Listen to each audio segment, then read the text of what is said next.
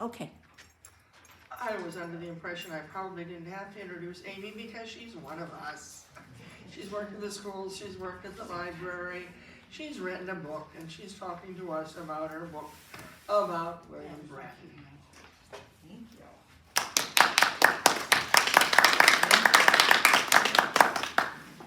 Okay, I have this up. See if I can roll.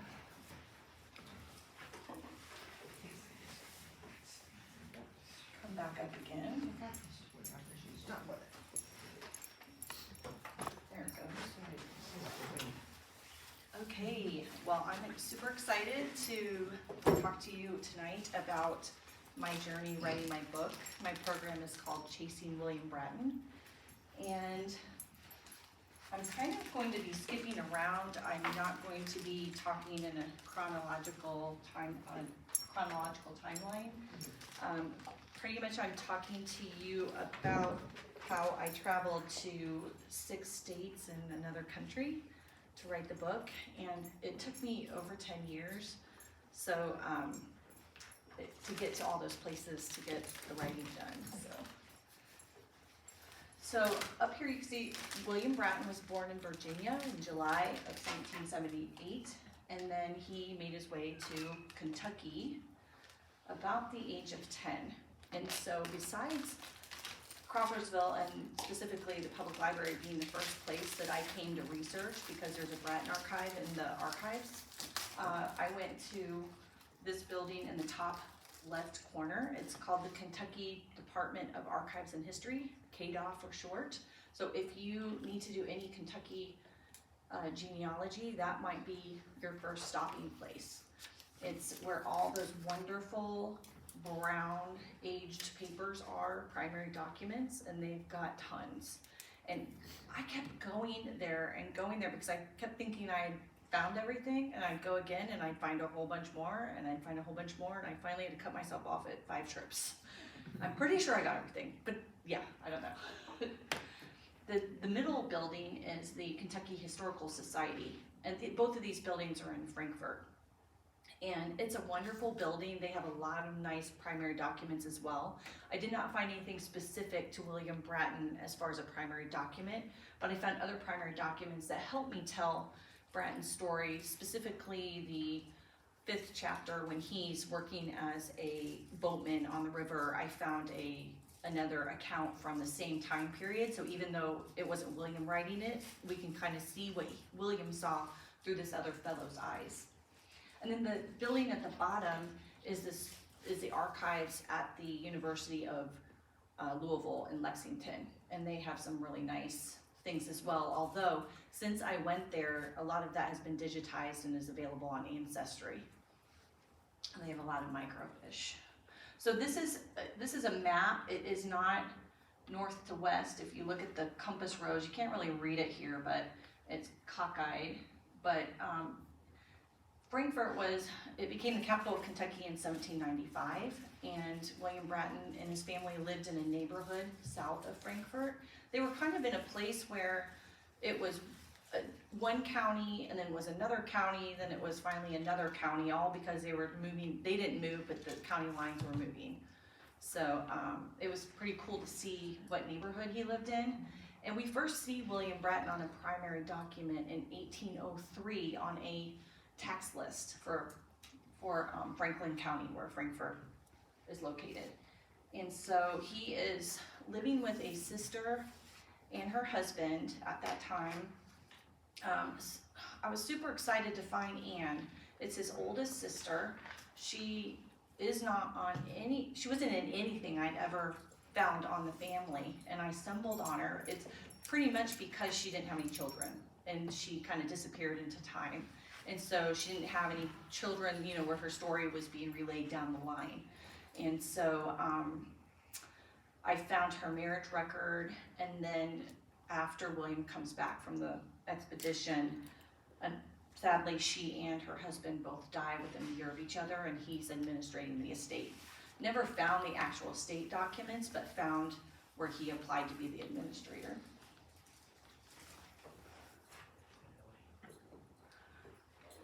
This is the General George Rogers Clark home site. Has anybody been there before? I'd always, when you're going to Florida and you're going down 65 and you're always like, I need to stop there, and you never do. I actually stopped there a couple times. The first time was when I was coming back from Bowling Green to do some research. And this is not the exact cabin.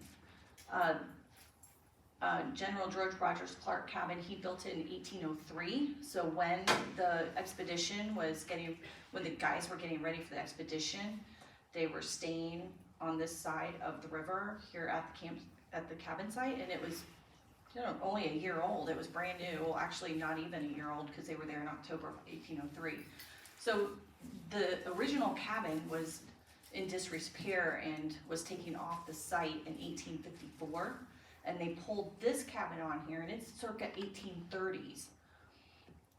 Unfortunately, it's no longer there, because I went to see it again in October of 2021. This, if you can see the cover of my book, you can see the bottom left corner is the railing. I had the compass. This is a replica compass of Meriwether Lewis, and Bratton had one, so I took this to make my cover. I was there in May of 2021, and unfortunately a 36-year-old man burned it down. So there's just a chimney there now, and they turned it over to the DNR. And so now the DNRs, they thought they're going to take the opportunity to study the ground more and maybe do some things that they couldn't do before. And then I think I don't know what they're gonna do, if they're gonna find another historic cabin or if they're gonna build something new, but they are gonna put something there. But it's sad, but that's kind of the iconic bronze sculptures, not at the cabin site, but down below where the falls are. One of the gentlemen he was there in 1806, the general had a visitor, and I believe his name was Josiah Espy, and he wrote of his travel accounts. And so he wrote about being there at the cabin, and he said the view up there on the bluffs was amazing. I mean, now there's locks and everything, but before, when it was actually a falls and chute, you can imagine how amazing the view was. He said the cabin wasn't that great, but the view was.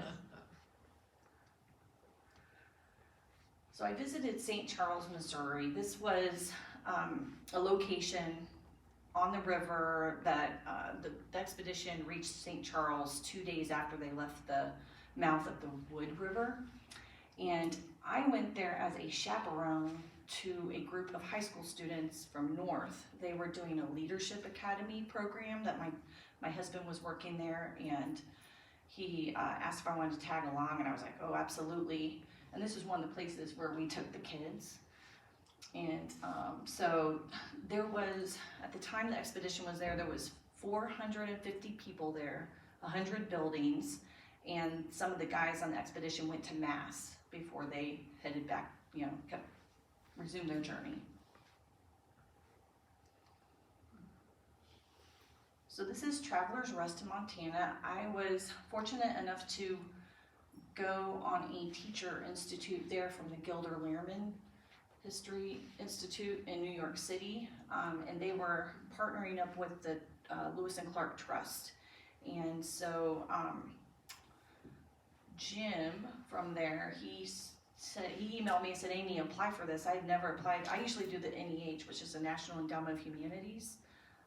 And so I went out there, and this is the spot where the expedition they set up camp there on their way out to the Pacific and also on their way back. So it's the one spot where they were there twice. And this top picture is a painting by E.S. Paxson of their encampment at the Travelers Rest.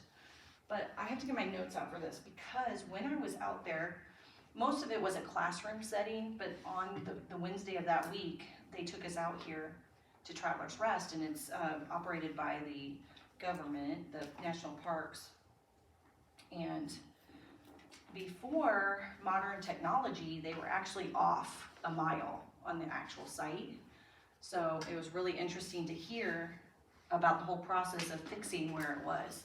So at the time, they were using the journals and descriptions of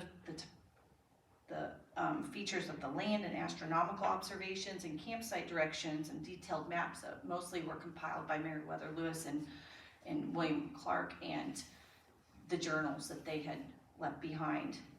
And I mean, I guess a mile's not that bad using that stuff, but so here's what they did with modern technology. They were using magnetometers, electromagnetic conductivity metal detectors, mercury vaporizer analysis, lab analysis tests for lead isotopes.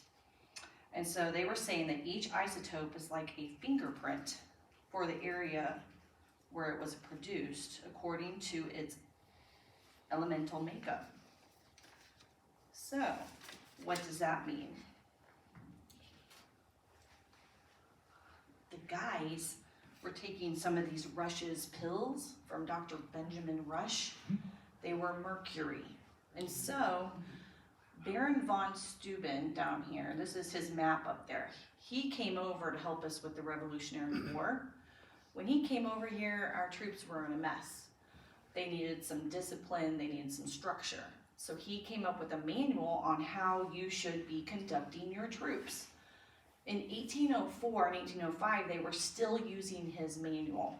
And so this was a military expedition. And so even though they're setting up in this out of the way place, out in Montana, they had to set up according to this map of this is where the kitchen should be. Well, then 60 yards this way in this direction is where you set up your bathroom. Over here is where you should be setting up the tents. This is where you should be putting your fires. Everything had to go according to this map, and they were following it. And they found out because they actually found remnants of this setup here at this site. So they first found the mercury. So that's where the latrine was.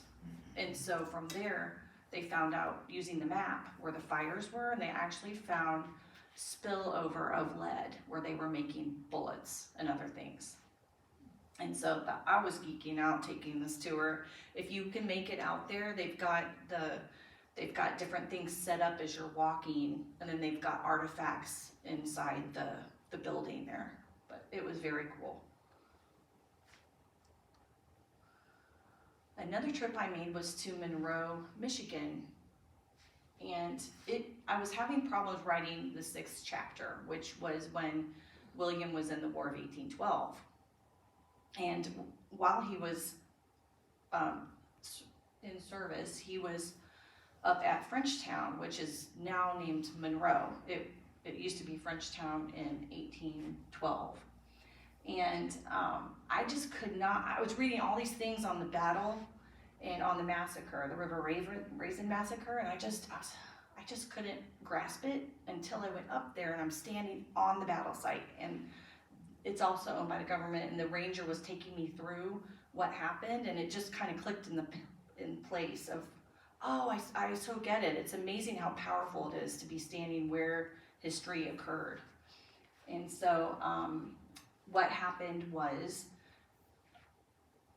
the first day that they were kind of saving these Frenchtown residents, the British was occupying the town, and some of the residents had run and found the Americans who were coming from Fort Wayne.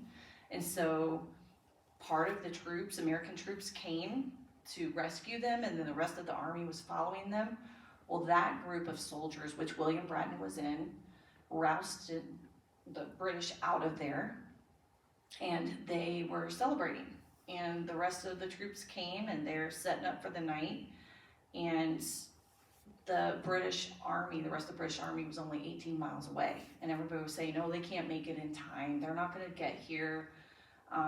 The rest of the army with Harrison was a couple days away. So they were trying to get there as well.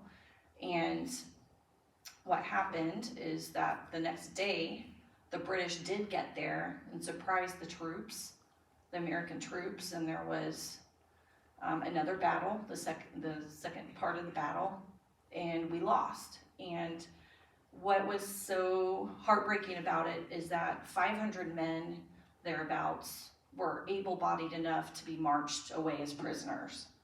But the ones who were injured had to stay behind, and a few of the able-bodied stayed behind to take care of them. Well, the British had their Native American allies who were pretty jazzed up with all the adrenaline, and they had taken their guns, had taken their stuff, and then at the next morning they ended up massacring the men that were injured and left their bodies where they were. And so William Bratton, part of this 500 group, they were marched up to the Fort Malden, and it was right across the river from the Detroit River. And then the guys were cut into two groups of 250, and they left each a day behind the other, and they were marched to Fort George, which is right across from Fort Niagara.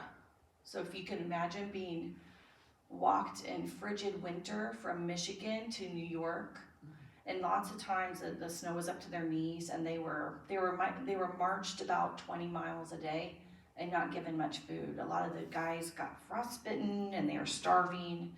And when they get to Fort George, they don't really house them because it takes a lot of food to house all these men.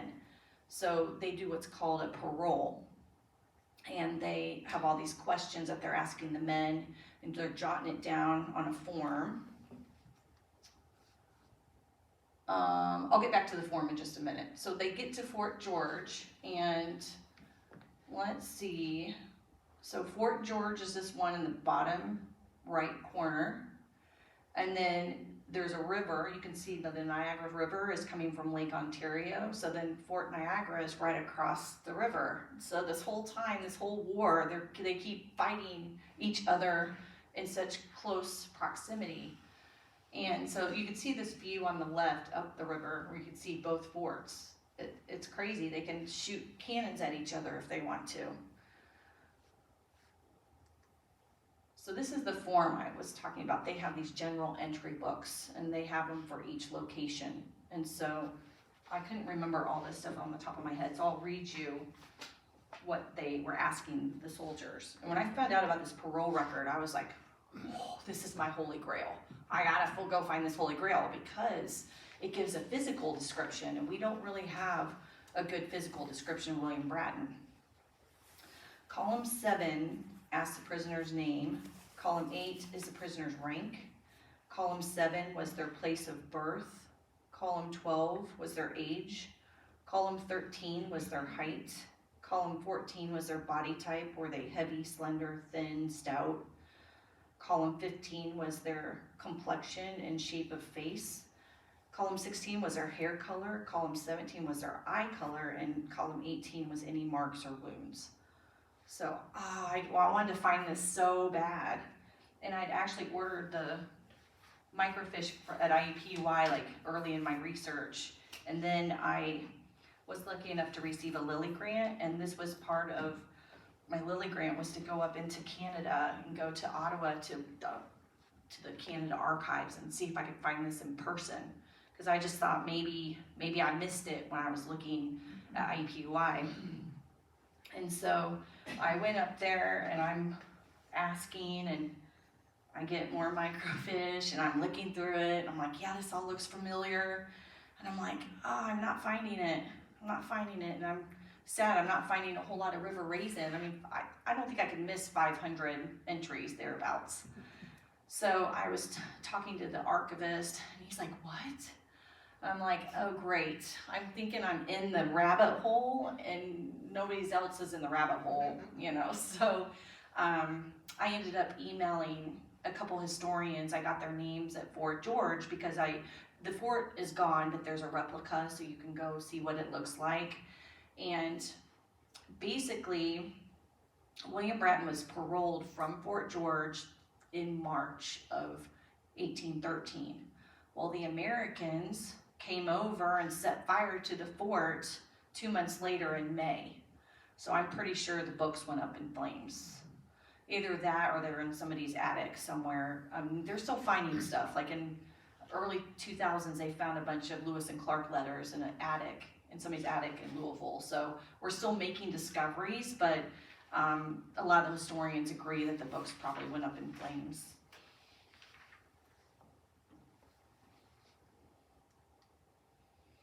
So this is Fort Niagara as well, and I was able, let's see, this was my first trip. I went there with, again, North Montgomery students on these Leadership Academy trips. And here we are, and I thought, oh my gosh, this is relevant to them. So I was able to stand here with them and tell them that William Bratton had been, at the time, it was about 200 years previous to when they were there. So it was super cool. So North Montgomery named their sports complex after William Bratton. So all the kids should have at least heard his name because they knew of the sports complex on their own school campus. That's kind of how I got started in this whole thing. My husband wanted his own Lilly grant and said, can you help me write it? I want to go on the Lewis and Clark Trail, and I want to use William Bratton as my lens for it. And I'm like, who is this guy? And then I started digging for this grant, and he didn't get the grant, but I just got hooked. Okay, so I kind of mentioned before, Bowling Green, Kentucky was another place that I went. So after William Bratton, so he moves from Virginia at age 10. He grows up in the wilderness when everybody's forted out, and then they start having their little cabin era, and then he's going on the expedition. He comes back, he's working as a boatman, he goes on his journey or his experience with the War of 1812, and then he comes back, and his sister and his brother-in-law have passed, and then his brother Robert, who is living in Frankfort, has decided to get married, and he's going to become an Indiana pioneer. So here's William in the Frankfort area, and all his family's gone. In the meantime, his dad had remarried, and all his younger siblings, they'd moved to Bowling Green. So when he came back from the war, he's like, oh, I don't have any family in the area. I'm going to go join the rest of my family in Bowling Green. So this is when he takes off, and he goes to Bowling Green, and he gets there in 1813. You know, you have to sign a pardon after your parole. So he honorably did not sign up again for the War of 1812. There was a story that he had fought at the Battle of the Thames, but he had 3 brothers, and one of them did, and one was down in the Battle of New Orleans, and I could find no record of him fighting again. So he goes out here to Bowling Green, and he decides he's going to build a mill, a grist mill, and this is the document that I have up there. So this is a land document, like a deed, and the archivist, this is at the Western Kentucky University, is in Bowling Green. He told me we are lucky to have this piece of paper, this primary document for William Bratton, because their courthouse decided they were going to throw out tons of their records. So they threw out 300 boxes. They were on the courthouse grounds, and somebody in the town came and rescued them. It was a lady. A lady came and rescued them.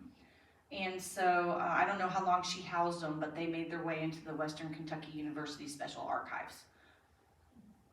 I think I was looking in the newspaper, and I think I found like one of our governor's marriage records was in that 300 boxes. I mean, they were just tossing stuff out. So he meets his wife, Polly, or Mary, but she went by Polly there, and that's when he gets married at the age of 40. He's running this grist mill. It becomes a distillery as well, and he decides he's going to go up to Indiana. But I want to tell you, this is a grist mill, early Kentucky grist mill, and this is the Barren River. So I put that picture in there because you can kind of see it. It could have looked like that. We don't know. Could have looked like that. And then this picture down here on the left is a actual picture of his ledger book that he was keeping for his mill. And this is a picture of his brother's double dog trot cabin. I think I'm saying that correctly. So I thought, he could have had like a single one or a double one. We don't know. But at least this is a picture of his brothers. And this is a couple other pictures of Bowling Green. Okay, so I'll tell you, so after he left Bowling Green, he ended up in Terre Haute and then here in Montgomery County, where he had his family and had his wife Polly's family came up. She and her sister Elizabeth, who married William's brother Archibald, came up here. They came up here after their dad died, and then she had a bunch of younger siblings, so they pretty much raised the youngest three, which, shout out Steve and Stephanie, like, I think we're cousins down the road, because one of, they're the Blackford family, and Priscilla marries, Sister Priscilla married Stephen Blackford, so, yeah, we're cousins. Oh, no. Okay, so this is where William's buried. I included these pictures. These are new. I just put this wreath on the grave for Wreaths Across America just a couple weeks ago.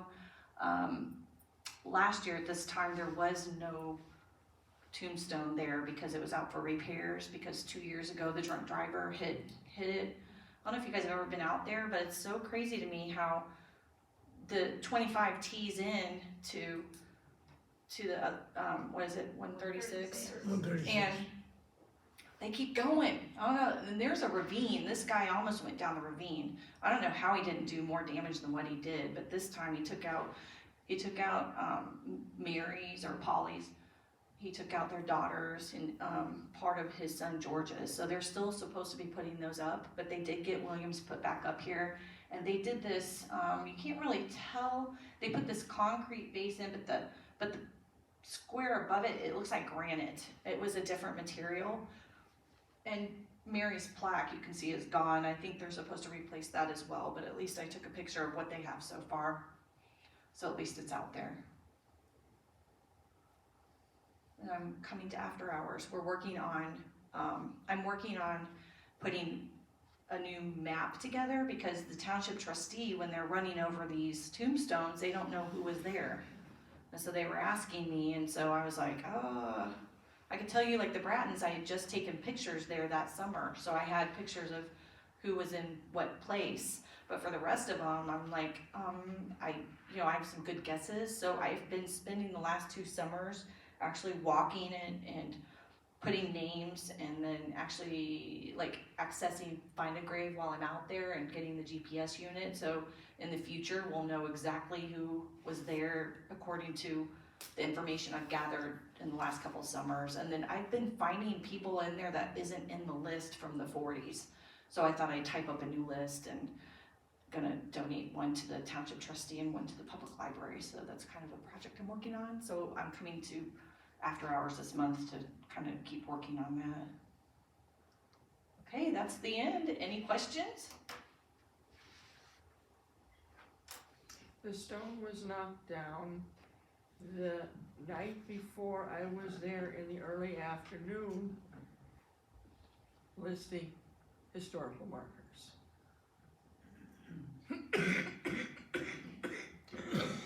Yeah, it's the second time they've had a drunk driver in there. And the first time, the township trustee was ill, and so they got the insurance filed. They received the money, but it never went to replace the stones that were hit the first time. And so this is a new trustee, and she was like, no, it's gonna be done. And I said, well, it's got to, because this is like, we get a lot of people coming from out of town to come. It's on the Lewis and Clark Trail, like they're stopping to see his grave, so we need to get that replaced. So she's been great, and she's done an awesome job. Yeah. Didn't the DAR document all the cemeteries in the county back in the 60s? And the library's got the copies? Yeah, we got the listings for done around 1960. All the cemeteries. Okay. Yeah. I'll have to take a look at that. I've looked through some of them myself, so Yeah. I knew that the DAR had worked on those. Yeah. It was a nationwide project. They were doing cemeteries all over the country. I need to figure out how my Archibald's in there, William's brother, who was in War of 1812, and there's nothing for his service in there, so I gotta figure out how to get him added or something. I don't know.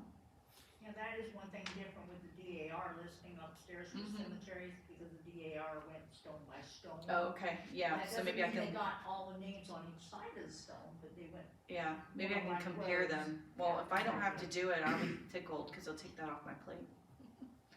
What I'm doing is taking the WPA blueprints, and for some reason, they're listing the rows going east to west, when you're out there, the roads are clearly north to south. And so I'm going through and with like a label maker and labeling each one and trying to make it look real nice on a blueprint so that you can actually see where the creek runs through, and yeah. Amie, a question, because I'm looking, of course, for more, my Sims family spent time in Kentucky. Mm-hmm. And so, what you're talking about, the first of the thing, then I might be able to find information on the family there in Frankfort or Lexington, Mm-hmm. at those two places probably. Yeah, so when I started my Kentucky research, and I had not done much Kentucky research, it seemed foreign to me, not like, you know, how we get to know Indiana and you could just kind of know where to look. And so, knowing how the counties were formatted chronologically is really the best thing to help you, because once you know the site, go back to the year, but you might have to go back a little further, because I found that the counties changed. Like today, where William Bratton was is Anderson County, so it changed 4 times. So to be able to know where to look, you kind of have to follow the county formation. But they have great sites out there where you can plug in the year and it's automated. It'll change the lines as you work through the years. So I highly recommend that. And then also, I highly recommend like trying to figure out on a map of Kentucky exactly where you're looking and what time frame and exactly what count, as because the counties might change if they're there for 10 or 20 years. So that way you'll know exactly when you go to the archives where to look. But I do have to say, they have a database there when you're in person, and you can punch in names and it'll list the deeds and what records, and then you put that on a sheet of paper and they go pull it. And then they also have the microfiche that you can look things up on the machines and while they're pulling it. And I mean, it's the whole gloves experience. Like you're putting on the gloves and it's the original documents, and it's pretty good. But I have to say, like, it's like a whole new way of looking at Kentucky. Like I feel like you get to really know how a state was from its infancy to, not today, but at least up to 1850 when you start getting the censuses. Amie, what was the name of that first place that you pictured?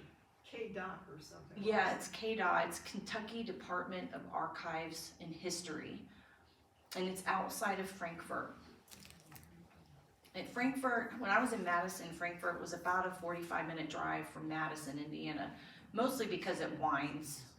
It's a windy, pretty road, but because it's hilly, it's not a straight shot on a freeway or anything from there. I mean, it might be, you could also go down 65 and slingshot around from Louisville, which might be an easier way to go. But this is Frankfort. Yeah. Yeah, I reckon that was the place that I found the most, the gold mine. I've been to Mason County and Lewis County, and some of the records I needed had been moved to Frankfort. So do you imagine they're there or in the archives, the Historical Society? I would try both places. If I had to take a guess, I would guess the Kentucky Department of Archives and History first. They seem to be more of the gatekeeper, or not gatekeeper, but the holder of all those, the oldest documents and the most covering a county. Like I felt like the Indiana Historical Society was more eclectic, to where it was what people were donating. It was you could go down their stacks.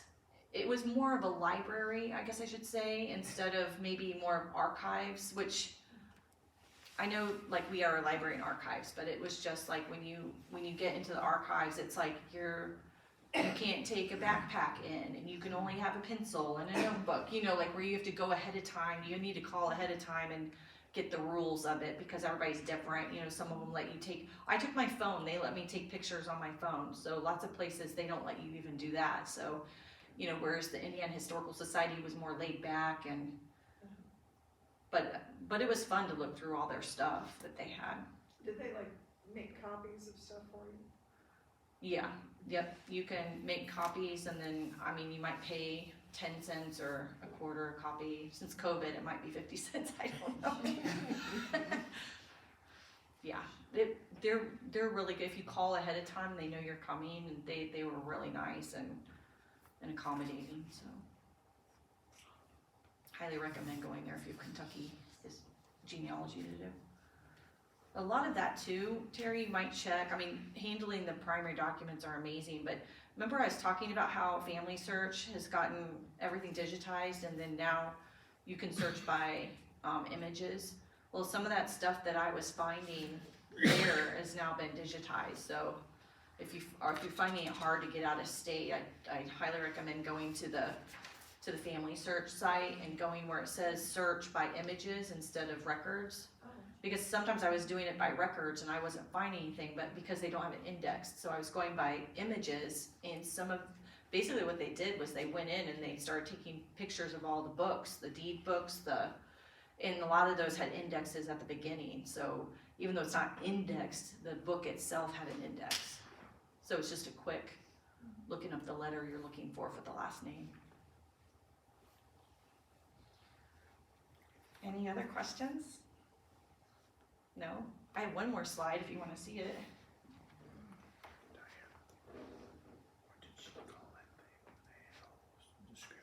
So this is how I'm related to William Bratton. I'm descend from his brother, and then you can see, you might notice some of the Lynch names from here in Crawfordsville. And so because this Archibald and William married sisters, we were like double cousins with our lines. So that was kind of cool. I didn't even know who William Bratton was when I started this.